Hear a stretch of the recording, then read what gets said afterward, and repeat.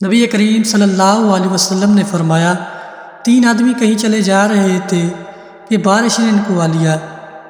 تینوں نے ایک پہاڑ کی غار میں پناہ لے لی۔ اچانک اوپر سے ایک چٹان غار کے سامنے آ گری اور انہیں غار کے اندر بالکل بند کر دیا۔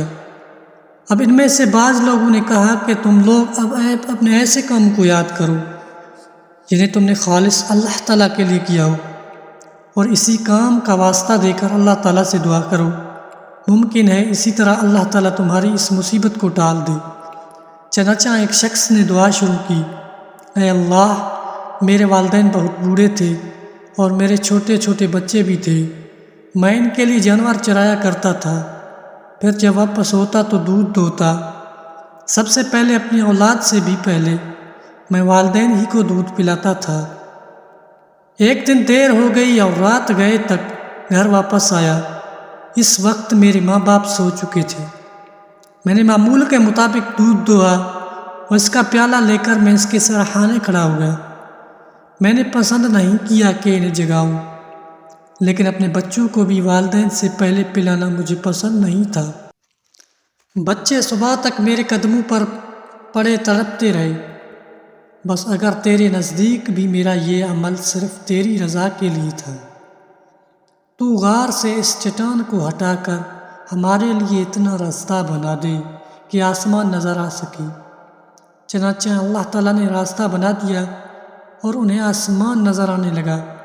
دوسرے نے کہا، اے اللہ، میری ایک چچا زاد بہن تھی، مرد عورتوں سے جس طرح کی انتہائی محبت کر سکتے ہیں، مجھے اس سے اتنی ہی محبت تھی۔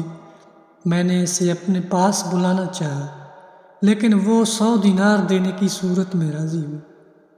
میں نے کوشش کی اور وہ رقم جمع کی۔